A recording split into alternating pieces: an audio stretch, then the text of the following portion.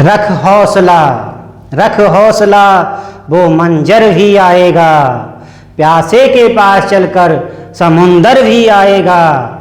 थक कर न बैठ, थक कर न बैठ, ए मंजिल के मुसाफिर, मंजिल भी मिलेगी और मंजिल का मजा भी आएगा। कैसे हैं मेरे प्यारे बच्चों? ईश्वर की कृपा से आप सभी अच्छे होंगे। और आज हम पढ़ने वाले हैं दो चर वाले रैखिक समीकरण युग्म का अगला भाग, जिसके अंतर्गत आज हम अज्ञात गुणांक को ज्ञात करना जानेंगे। जिसके अंतर्गत कभी वो P कह सकता है, कभी वो K कह सकता है, ठीक है, और उसको हम ज्ञात करके जानेंगे। ठीक है, तो देखते हैं पहला क्वेश्चन क्या है। पहला क्वेश्चन कहता है कि P के किन मानों के लिए, P के किन मानों के लिए, P के किन मानों के लिए समीकरण युग्म, समीकरण युग्म हमें दिया गया है। P के किन मानों के लिए समीकरण युग्म 4x, क्या दिया गया? 4x प्लस py प्लस 8 बराबर 0, पहला समीकरण है। और दूसरा क्या दिया गया है? तथा 2x plus 2y, 2x plus 2y plus 2 बराबर 0, 2x प्लस 2y प्लस 2 बराबर 0 का एक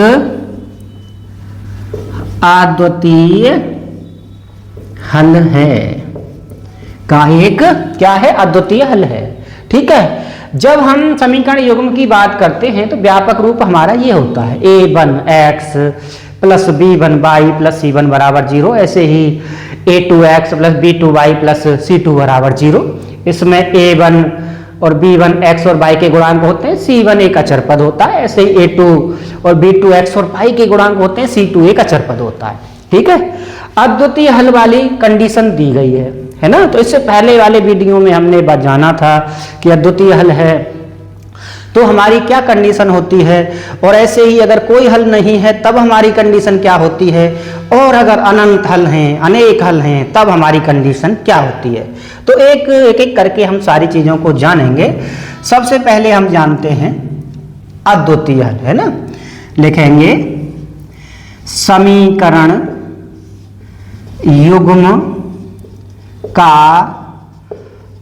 अद्वितीय हल है। समीकरण युग्म का क्या है? अद्वितीय हल है। और अद्वितीय हल है तो a1 बट्टे a2 is not equal to क्या होता है? b1 बट्टे b2 होता है। ठीक है, आप जानते हैं।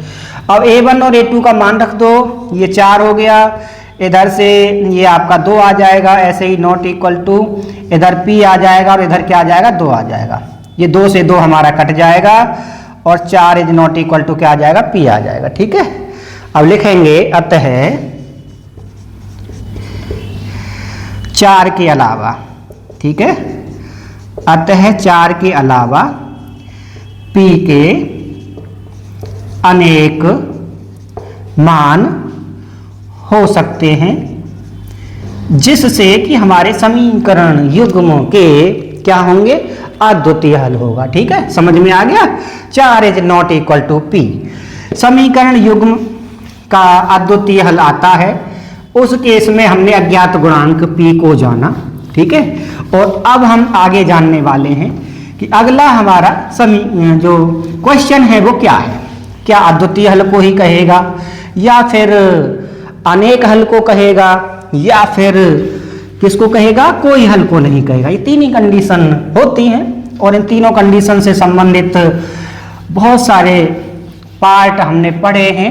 और एक बार अगर आप पहली बार इस पार्ट पर हैं तो एक बार उन भागों को देख जरूर लेना। ठीक है, जिससे कि आपको कोई भी कंफ्यूजन फिर नहीं रहेगा। अगर आप बीच में से कोई चीज देखेंगे तो उसको समझने में आपको थोड़ी सी समस्या हो सकती है। ठीक है, पहला क्वेश्चन के बाद अब हमारा कौन सा है? दूसरा क्वेश्चन है। कहता है के किन मानों के लिए, के किन मानों के लिए, के किन मानों के लिए रैखिक समीकरण युग्म, ठीक है, रैखिक समीकरण युग्म, और वो क्या दिया गया है कि x प्लस 3y बराबर k माइनस 3, के एक्स प्लस 3y बराबर k माइनस 3। अगला क्या दिया गया है 12x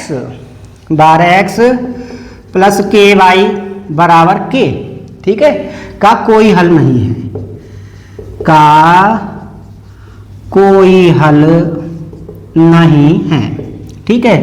और समीकरण युग्म का कोई हल नहीं है तो उसके लिए हमारी कंडीशन क्या होती है, पहले तो हमें उसी को लिखना है, समीकरण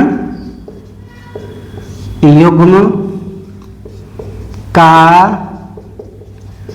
कोई हल नहीं है, और कोई हल नहीं है तो a1/a2 इक्वल टू b1/b2 तो होता है, लेकिन c1/c2 उसके बराबर नहीं होता है। ये कंडीशन होती है हमारी, ठीक है, जिसमें हमारी क्या आती हैं, समांतर रेखाएं आती हैं, ठीक है। अब देखिए लिखिए, तो a1 क्या है k है, a2 क्या है 12 है, बराबर 3, b1 है, b2 क्या है k है।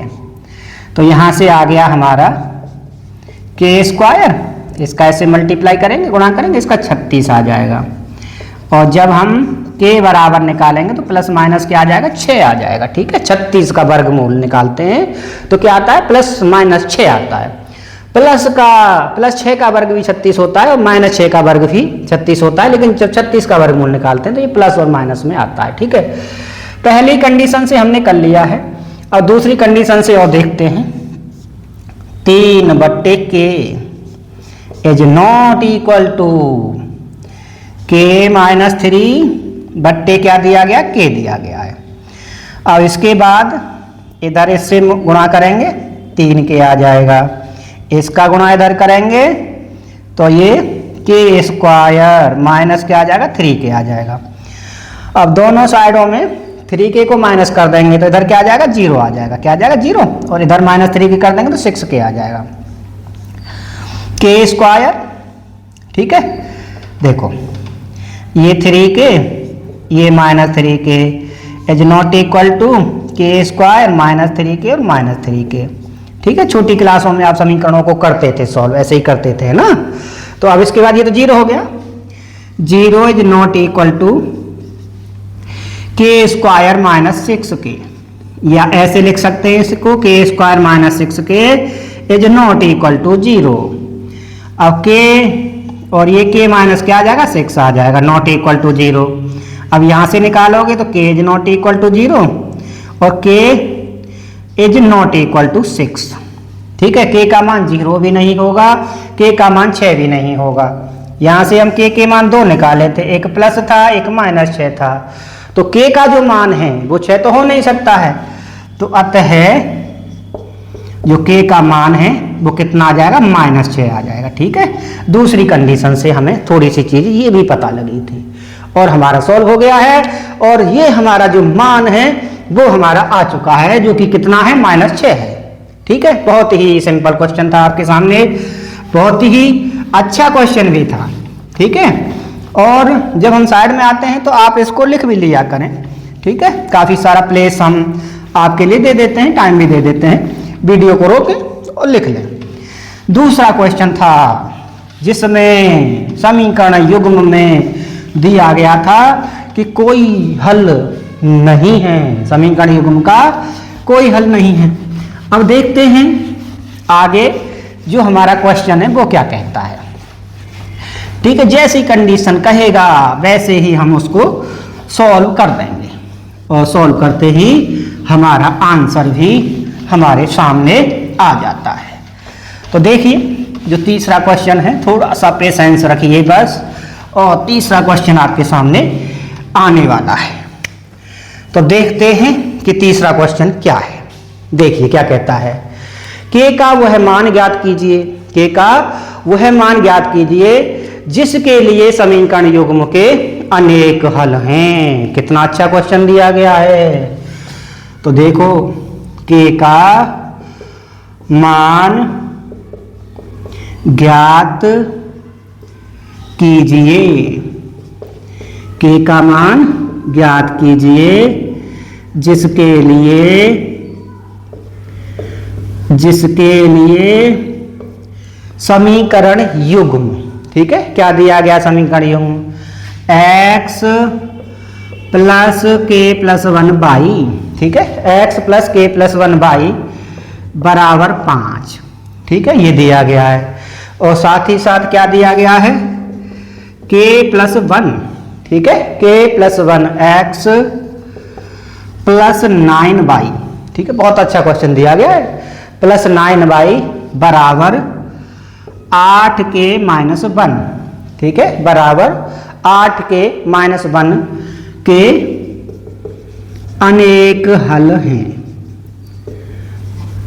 तीसरी कंडीशन है, अलग प्रकार की है, x plus k plus 1y बराबर 5, पहला समीकरण है।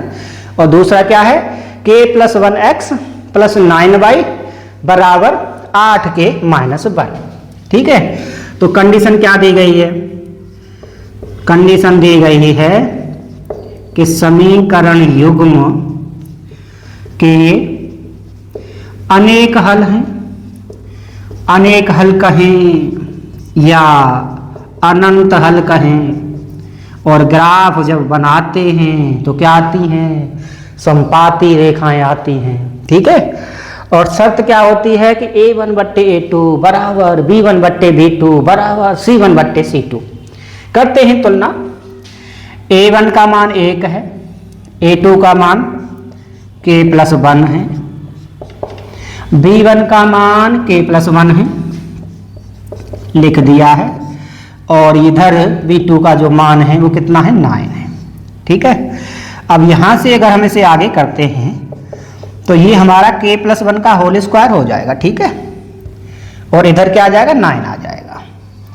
और आगे करेंगे तो k प्लस 1 बराबर क्या आ जाएगा, प्लस माइनस 3 आ जाएगा, वर्गमूल ले लिया हमने, यहाँ पर क्या ले लिया है, वर्गमूल ले लिया है। अब k बराबर निकालोगे आप तो एक बार प्लस 3 ले लीजिए, है ना, प्लस 3 लेंगे तो ये 3 माइनस 1 तो बराबर कितना आ जाएगा, 2 आ जाएगा। ऐसे ही k बराबर जब माइनस 3 लेंगे तो वो कितना आ जाएगा, माइनस 4 आ जाएगा। तो यहाँ से आपके दो मान आ चुके हैं, एक 2 आ चुका है और एक क्या आ चुका है, माइनस का 4 आ चुका है, ठीक है। अब एक दूसरी कंडीशन और है हमारे सामने कि a1/a2 बराबर b1/b2। अब इन दोनों कंडीशन में क्या चीज निकल के आती देखते हैं। तो पहले है b1/b2, तो देखो ये k प्लस 1 हो गया, बट्टे ये क्या आ जाएगा, 9 आ जाएगा, ठीक है, लिख दिया 9 बराबर c1 कितना है, 5 है, और ये कितना है, 8 के माइनस का 1 आ गया है, ठीक है, समझ में आ गया। अब देखो k का गुणा करेंगे तो 8k स्क्वायर आ जाएगा, ठीक है। ऐसे ही k का माइनस k आ जाएगा, प्लस 8k आ जाएगा, माइनस 1 आ जाएगा, 9 पंजे कितना आ जाएगा, 45 आ जाएगा, ठीक है। अब देखो 8k स्क्वायर तो हमारा सेम हो गया, सीधा सीधा बिल्कुल। अब इसमें से इसको किया तो ये कितना आ गया, 7k आ जाएगा, ठीक है। ये 60k प्लस का है और 1k माइनस का है तो 7k बचा, है ना। इधर और ले लेंगे इसको 45 को, तो ये क्या आ जाएगा, हमारा 46 आ जाएगा, क्या आ जाएगा, 46 आ जाएगा। अब एक द्विघात समीकरण हमारे सामने आ चुका है, ठीक है, जिसमें 8k स्क्वायर प्लस 7k और माइनस क्या दिया गया है, 46 दिया गया है।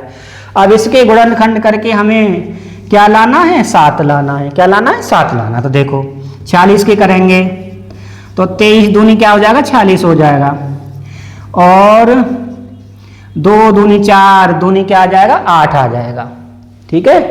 और 8 इनको सबको अरेंज करके हमें क्या लाना है, 7 लाना है।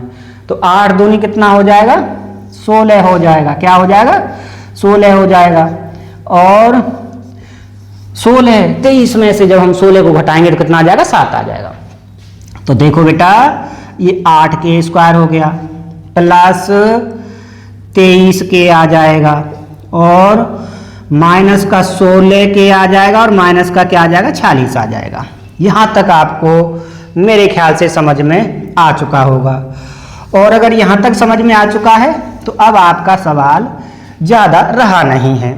तो इधर से तो केवल क्या कॉमन लिया, के कॉमन लिया, के कॉमन लेंगे तो इधर से क्या आ जाएगा, थोड़ा नीचे लिखते हैं, के कॉमन लिया तो 8k + 23 आ जाएगा और उधर से अगर हम कॉमन लेंगे तो क्या आ जाएगा, -2 कॉमन आ जाएगा और -2 कॉमन लेंगे तो 8k प्लस में क्या आ जाएगा 23 आ जाएगा।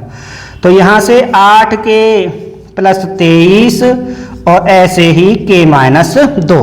तो यहाँ से 2 मान आएंगे k के आपके, एक तो आ जाएगा k बराबर -23/8 और एक k बराबर कितना आ जाएगा 2 आ जाएगा। एक k है -23/8 और एक k है आपका 2 और पहले से एक 2 था एक -4 था, तो जो दोनों में समान है वही मान हमारा माना जाएगा। तो k का जो मान है वो कितना आ गया, 2 आ गया। काफी अलग तरीके का क्वेश्चन था, ठीक है, जिसको मैंने आपके सामने सॉल्व किया, जिससे आपको सारे कॉन्सेप्ट क्लियर हो जाएं। मैं कठिन क्वेश्चंस को भी ज़्यादातर इंक्लूड इसमें करता हूं, ठीक है। तो देख लो, ये पूरा प्रोसीजर आपके सामने है और अगर समझ में नहीं आता है तो एक बार दोबारा से आप इस वीडियो को चला करके देख सकते हैं, ठीक है। अब इसके बाद तीसरे के बाद हमारा अगला क्वेश्चन होगा और अगला क्वेश्चन हमारा कौन सा होगा, चौथा होगा, ठीक है। उसमें देखते हैं किस प्रकार का प्रश्न हमारे सामने निकल करके आता है और जैसा हमारे सामने आएगा हम उसी प्रकार से उसको करते जाएंगे। अभी तक हमारा तीनों कंडीशंस आ चुकी हैं वैसे तो, है ना। अद्वितीय हल वाली तो सबसे पहले आई थी, कोई हल नहीं है वो हमारी दूसरी कंडीशन आई थी, और अगर अनेक हल हैं तो अभी हमने किया है जिसमें तीनों गुणांक हमारे क्या रहते हैं, बराबर हो जाते हैं। तो उसके आधार पर क्वेश्चन थोड़ा सा डिफिकल्ट भी हो जाता है, थोड़ा सा लेंदी भी हो जाता है, ठीक है। तो इस चीज़ का भी आपको क्या करना है, विशेष ध्यान रखना है। फिर भी कोई चीज़ आपकी छूट रही है तो परेशान मत होइए, हम इसको अगस्त तक सिलेबस ख़त्म करने की कोशिश कर रहे हैं और जैसे ही सिलेबस ख़त्म हो जाएगा तो फिर उसके बाद हम लाइव क्लास अपनी स्टार्ट कर देंगे, ठीक है। तो देखते हैं चौथा क्वेश्चन क्या है। चौथा क्वेश्चन कहता है ए तथा बी के किन मानों के लिए रैखिक समीकरण युग्म के अनंत हल हैं, ठीक है। ए तथा बी के किन मानों के लिए, ए तथा बी के किन मानों के लिए रैखिक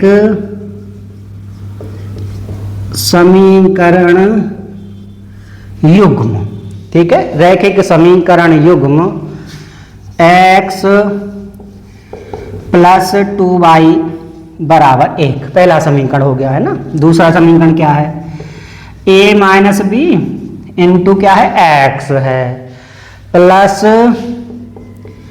a + b, ठीक है, प्लस a + b y, ठीक है, a + b y बराबर क्या दिया गया है, a + b - 2, a + b - 2 के अनेक हल हैं, ठीक है। अनेक हल कहें या अनंत हल कहें एक ही बात होती है।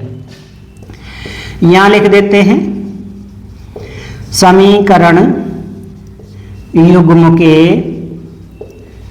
अनेक हल हैं। अनेक हल हैं तो एक आ गया, a - b आ गया बराबर 2/a + b आ गया बराबर C1/C2 होता है तो 1/a + b - 2। पहले इन दोनों को बराबर कर लीजिए, ठीक है, एक समीकरण निकल आएगा। 1/a - b बराबर 2/a + b, तो ये आ गया आपका a + b बराबर 2a माइनस क्या आ गया, 2b आ गया। इधर ले लीजिए इसको, इधर लेंगे तो ये माइनस का a आ जाएगा और इसको भी लेंगे, माइनस 2b है तो इधर आने पर प्लस 3b हो जाएगा। ठीक है, बराबर 0 समीकरण नंबर 1 आ गया।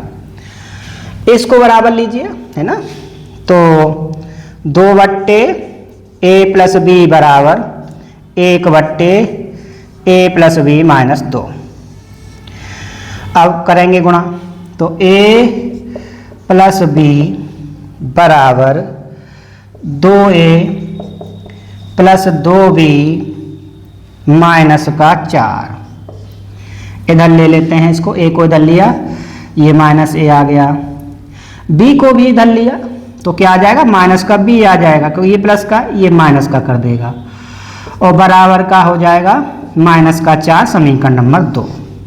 समीकरण 1 क्या है हमारा, माइनस a प्लस 3b बराबर 0।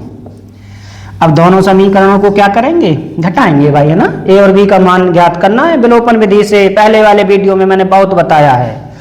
तो घटाने पर ये प्लस, ये माइनस, ये भी माइनस, समीकरण 2 से समीकरण 1 घटाने पर तो ये तो कट जाएगा, ये आपका माइनस 4b बराबर माइनस 4 आएगा, तो b बराबर क्या आ जाएगा, 1 आ जाएगा।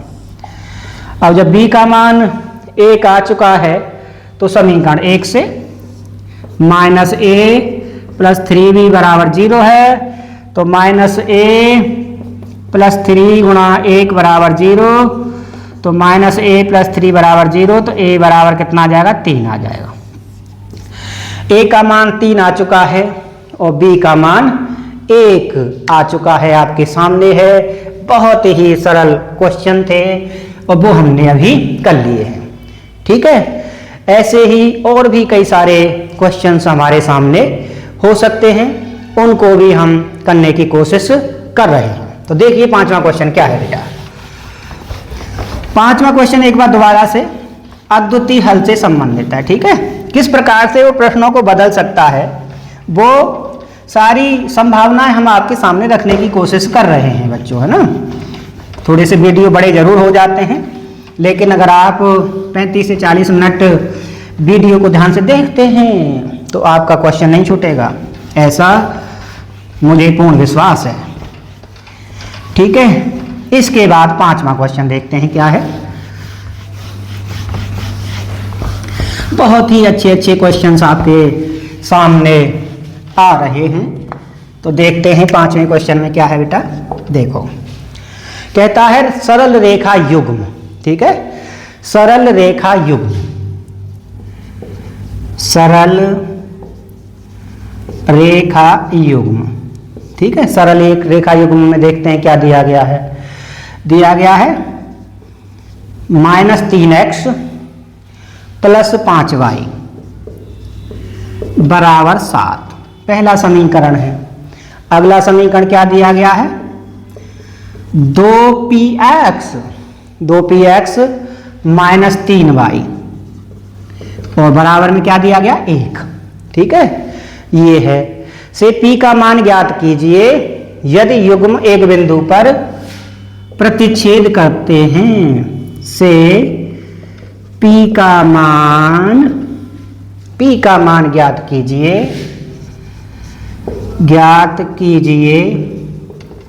यदि युग्म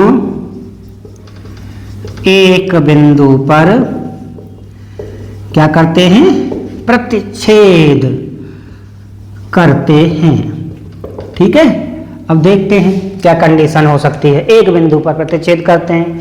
अब उसने क्या किया कि भाषा को बदल दिया है। क्या किया है उसने, भाषा को बदल दिया है, और भाषा को बदल दिया है तो हम चीजों को समझेंगे कि कैसे बदला है। अद्वितीय हल आ जाए या एक बिंदु पर प्रतिच्छेद आ जाए, उसकी शर्त तो एक ही होती है। वो क्या होती है, a1/a2 is not equal to b1/b2। तो लिखेंगे समीकरण युग्म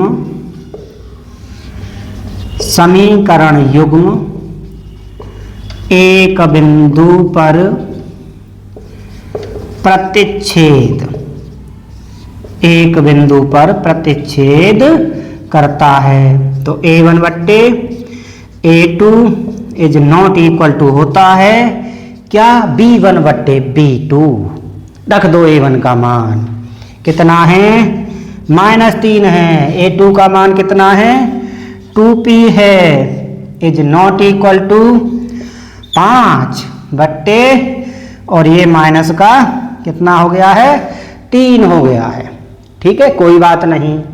5 दूनी 10p, ठीक है, 10p is not equal to 9, 3 तिया 9, माइनस माइनस प्लस। ठीक है, तो p is not equal to 9 बट्टे क्या आ जाएगा, 10। ठीक है, 9 बट्टे 10 के अलावा अनंत मान हो सकते हैं। ठीक है, समझ में आ गया। A1 बट्टे A2 is not equal to B1 बट्टे -3 बट्टे 2p रख दिया पहले। 5 बट्टे क्या रखेंगे, -3 रखेंगे।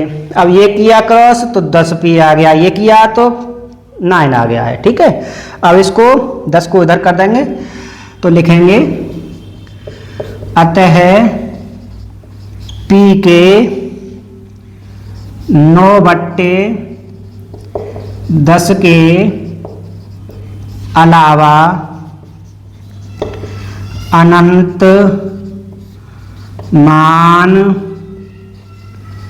हो सकते हैं। ठीक है, और यहाँ आपको ये 5वां सवाल समझ में भी आ गया होगा। ठीक है, इसके बाद अगला सवाल हम करेंगे अभी।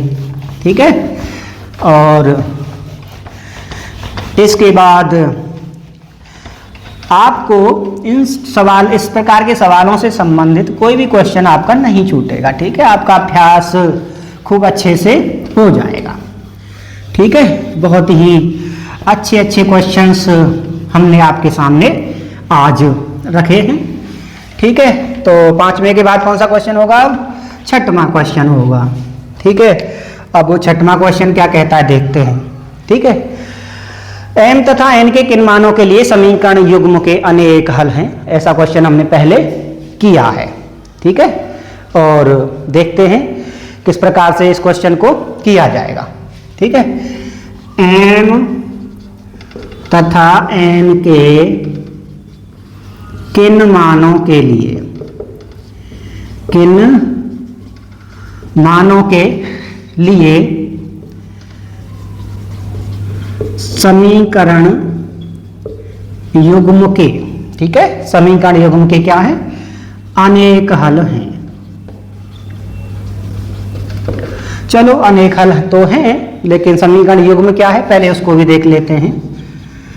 2m - 1x, x का गुणांक है, प्लस 3y - 5 बराबर 0। ठीक है, पहला समीकरण हो गया। दूसरा समीकरण क्या है देखते हैं, 3x प्लस n - 1, ठीक है, n - 1y और -2, n - 2 बराबर 0। ठीक है, अब कंडीशन क्या है भाई बताओ, समीकरण युग्म के क्या है, अनेक हल हैं। और जब अनेक हल हैं तो a1 बट्टे a2 बराबर b1 बट्टे b2 बराबर c1 बट्टे c2 होता है। संपाती रेखाएं आता है। करिए सवाल को। 2m - 1, ये लो, a2 कितना 3 आ गया, ये लो 3, ये क्या है n - 1 है, और ये आपका -5 बट्टे -2 आ गया। तो पहले इन दोनों को बराबर कर लीजिए। तो 2m - 1 बट्टे 3 बराबर 5 बट्टे क्या आ गया, 2 आ गया। अब 5 बट्टे 2 आ गया तो 2 दूनी 4m -2 बराबर 5 या 15 आ गया। ठीक है, क्रॉस मल्टीप्लाई हमने 2 दूनी 4 -2 बराबर 5 या 15। 4m बराबर निकालेंगे तो 15 2 17 आ जाएगा। तो m बराबर कितना आ गया, 17 बट्टे 4। ये हो गया हमारा पहला मान। अब दूसरे मान की बात करेंगे तो 3/n-1 बराबर, ये माइनस से माइनस कट के, तो 5n-5 बराबर 3 दूनी 6 और 5n बराबर 11, 5 उधर चला गया, 5 और 6 11, तो n बराबर 11 बट्टे कितना आ जाएगा, 5 आ जाएगा। बहुत ही अच्छे क्वेश्चन हमने आज आपके सामने किए और आपने अच्छे से उनको समझा भी है और उम्मीद है कि आपको कोई दिक्कत नहीं होगी।